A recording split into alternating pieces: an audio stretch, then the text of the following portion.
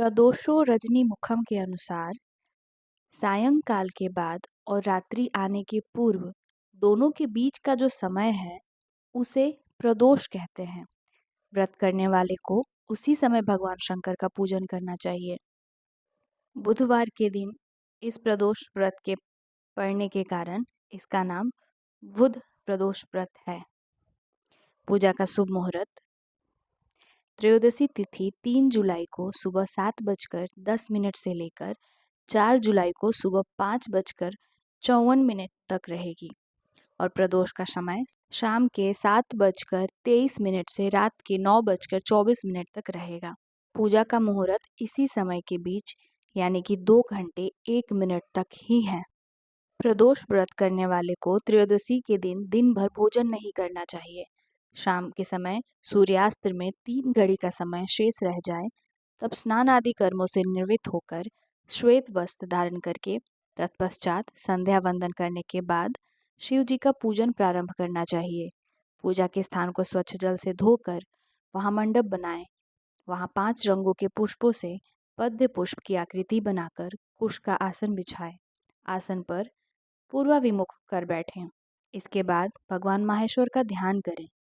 ध्यान का स्वरूप करोड़ों चंद्रमा के समान कांतिवान, त्रिनेत्रधारी, मस्तक पर चंद्रमा का आभूषण धारण करने वाले, पिंगल वर्ण के जटाजूटधारी, नीलकंठ तथा अनेक रुद्राक्ष मालाओं से सुशोभित, वरद हस्त्र, त्रिशूलधारी, नागों के कुंडल पहने, व्याघ्र चर्म धारण किए हुए, रत्न जड़ित सिंहासन पर विराजमान शिव जी का ध्यान करना चाहिए।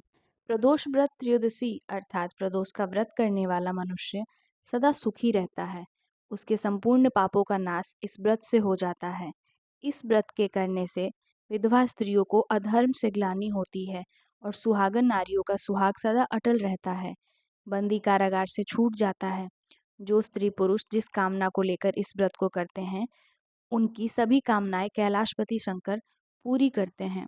सूत जी कहते हैं, त्रयोदशी का व्रत करने वाले को 100 गौदान का फल प्राप्त होता है। इस व्रत को जो विधि विधान और तन मन धन से करता है उसके सभी दुख दूर हो जाते हैं। सभी माता बहनों को 11 त्रयोदशी या पूरे साल की 26 त्रयोदशी पूरे करने के बाद ही उद्यापन करना चाहिए। बुध प्रदोष व्रत के प्रदोष काल में शिव जी की उपासना करने से बुध ग्रह से जुड़ी समस्याओं का अंत हो सकता है। वृद्ध को बल मिलेगा, छात्रों की एकाग्रता बेहतर होगी, याददाश्त की शक्ति बढ़ेगी। बुध ग्रह की खराब स्थिति चर्म रोगों को भी जन्म देती है। ऐसे में बुध प्रदोष व्रत पर आप ऐसे तमाम रोगों से मुक्ति पा सकते हैं। साथ ही अपनी मधुर वाणी से लोगों का मन जीतने में भी कामयाब रहेंगे। बुध प्रदोष व्रत कथा। सूत जी बोले, हे ऋषियों, अब मैं आपको बुध त्रयोदशी व्रतों की कथा सुनाता हूँ। ध्यान पूर्वक सुनिए। इस व्रत में दिन में केवल एक बार भोजन करना चाहिए। इसमें हरी वस्तुओं का प्रयोग किया जाना जरूरी है। यह व्रत शंकर भगवान का प्रिय व्रत है। शंकर जी की पूजा धूप, बेलपत्र आदि से की जाती है। प्राचीन काल की कथा है, एक पुरुष का नया नया विवाह हुआ था।